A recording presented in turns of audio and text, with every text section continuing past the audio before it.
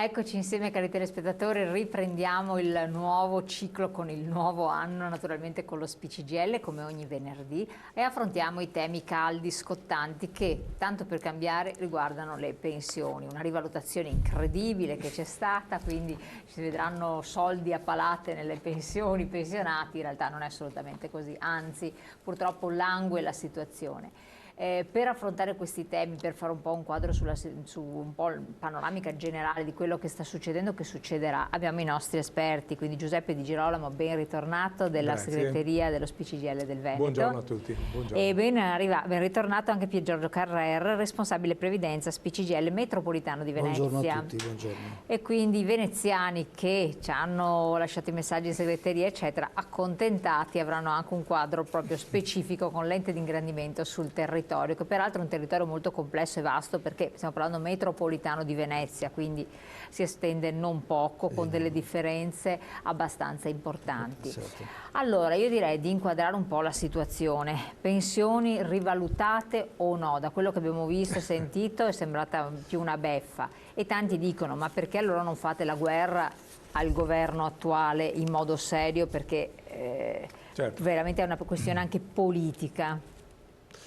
Intanto dobbiamo dire che noi come pensionati, in modo unitario tra l'altro, ci stiamo muovendo moltissimo. Cioè, a differenza di quello che si pensa che il pensionato sta tranquillo sul divano, noi abbiamo messo in piedi tante iniziative nel 2019 e quindi continueremo anche nel 2020, proprio a supporto delle rivendicazioni che stiamo facendo. Ecco, quindi per dire questa cosa. Poi sulla rivalutazione, è vero, purtroppo parliamo di rivalutazione per modo di dire, perché il decreto del 15 novembre sulla Gazzetta Ufficiale dice... Ecco, io chiedo alla regia se ci mette in onda intanto le prime due, la prima slide e poi la seconda che inizia già nel merito, quindi intanto i nostri telespettatori possono anche guardarla mentre il segretario sta parlando. E parliamo della rivalutazione delle pensioni del 2020. Quindi la prima cosa da dire è che non ci sarà nessun conguaglio per il 2020, perché ormai i pensionati, come sanno, all'inizio dell'anno viene prevista un livello di inflazione, quindi è stato certificato che la previsione è stata azzeccata, cioè quindi c'era una previsione dell'1,1 ed è quella che è stata certificata dall'Istat. Quindi sulle pensioni a gennaio non ci sarà nessun conguaglio per recuperare eventuali quelle sono e quelle restano. Quelle sono e quelle restano, sapendo che purtroppo il paniere non corrisponde alla realtà inflattiva. Insomma, questo è il primo dato da certificare. Poi sempre relativamente a questo primo aspetto, con lo stesso provvedimento si è stabilita la percentuale di rivalutazione delle pensioni. Esatto, giusto? quelle in previsione del 2020, che come appunto diciamo intanto è provvisoria, perché appunto poi a fine anno sarà certificata dall'Istat se è quella o meno. Certo. Ed è veramente una roba irrisoria, perché è lo 0,4%, che vuol dire che pochi centesimi. È un dato anche un po' preoccupante, perché vuol dire che c'è una stagnazione nel paese, ecco, quindi questa cosa non è solo il dato che sulle pensioni non ci sarà di fatto ci saranno piccoli aumenti veramente irrisori, però in più significa che c'è anche un dato che ci fa guardare a prospettiva con un po' di preoccupazione. Ecco. Però tornando alle pensioni, questo 0,4% sarà veramente una piccola cosa.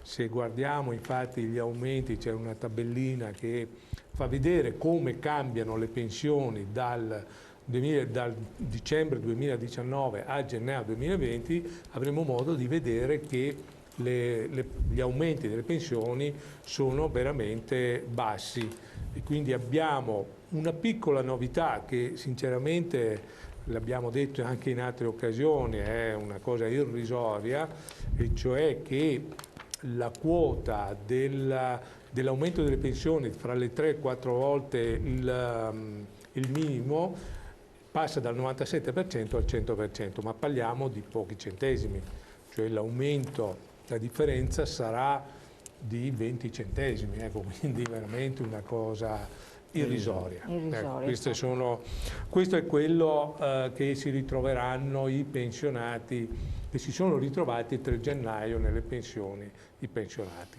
Purtroppo è questa la situazione, veramente molto bassa. Allora, infatti vediamo anche la slide successiva che un po' riassume quanto abbiamo detto. L'INPS ha rinnovato gli importi delle pensioni e delle prestazioni assistenziali per l'anno 2020, quindi rinnovato sarebbe anche un termine improprio. Sì, di fatto. A questo punto, perché... però è il termine con cui tecnicamente si dice la cosa, insomma, ecco, quindi abbiamo messo quel nota bene esatto. perché ci sarà una piccola differenza tra la pensione di gennaio e quella di febbraio. Questo se la ritroveranno appunto quei pensionati che hanno la pensione che va oltre i 1.500 euro lordi, parliamo che va tra i 1.500 e i 2.000 euro lordi. Perché questa piccola differenza? Perché l'INPS, per mettere in pagamento le pensioni con gennaio, chiaramente fa i conti entro fine dicembre, no? Come ogni mese fa entro il 20 del mese. E quindi non c'era ancora l'approvazione del decreto della legge di bilancio. E nella legge di bilancio era previsto appunto quella piccola modifica a cui accennavo prima, e cioè che le pensioni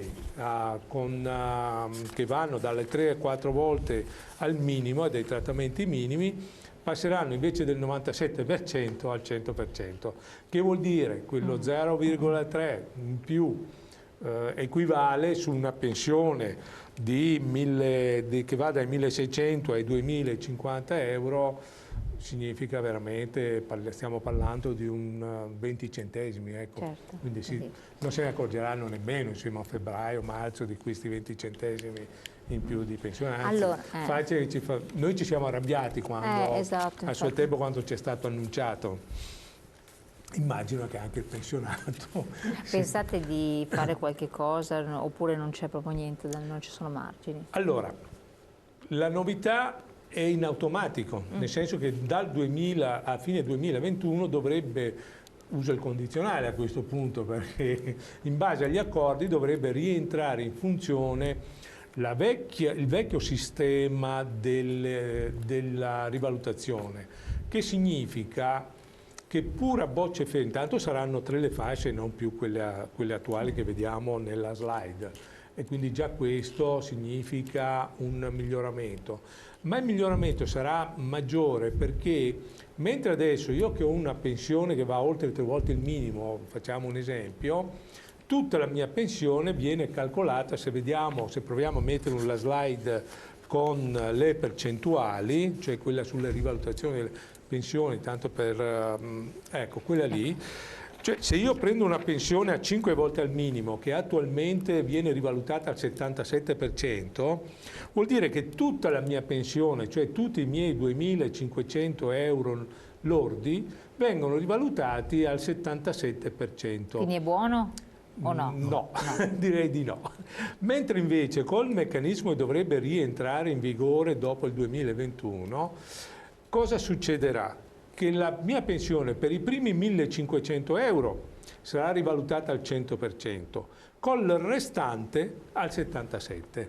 Quindi è un miglioramento sostanziale da questo punto di vista. C'è una differenza, è un po' come le fasce dell'IRPEF, per capirci, sulla prima fascia il 100%, sulla seconda il 97% se non ricordo male, e poi il 77% è quello che è. Quindi, come dire, la mia pensione avrà sui primi 100, sulle prime 3 volte il minimo, quindi una rivalutazione piena, quindi questo è sicuramente un miglioramento. E questo è quello che dovrà scattare, dovrebbe, ecco, usiamo il condizionale, se nulla cambia, nel 2022. Ecco. Questa è l'unica novità che oggi possiamo aggiungere qualcosa? Sì, è giusto ricordare che come sindacati pensionati unitariamente il 16 dicembre abbiamo riempito il Circo Massimo a Roma protestando proprio contro il governo che non ha preso in considerazione le nostre richieste che avevamo, fra le quali c'è quella di rivedere il sistema di rivalutazione delle pensioni, e poi c'è l'altra richiesta, quella di una legge sulla non autosufficienza che da anni sosteniamo e che è necessario affrontare. Ma tornando alla rivalutazione delle pensioni, è giusto ricordare che l'anno scorso doveva rientrare in vigore il vecchio meccanismo ante blocco legge Fornero delle rivalutazioni delle pensioni, che era il meccanismo più favorevole, che con il blocco Fornero e tutti i blocchi successivi era stato ridotto notevolmente, e infatti il potere d'acquisto delle pensioni negli ultimi 15-20 anni si è ridotto di un 25-30%. Doveva rientrare perché avevamo concordato nel 2016 con il governo precedente che rientrava. Il governo l'anno scorso con la legge finanziaria impedito l'applicazione di quel meccanismo e ha applicato questo meccanismo che si applica quest'anno, cioè una rivalutazione non favorevole, diciamo, ma una rivalutazione molto parziale, se non per le pensioni fino a circa 1.500 euro, cioè 3 volte il minimo, perché la pensione minima è attorno ai 500 euro. Fino a lì c'è una copertura del 100%, per quelle superiori invece dal 70, 60 e a scalare. E questo con il governo dell'anno scorso aveva previsto che questo rimane in atto fino alla fine del 2021.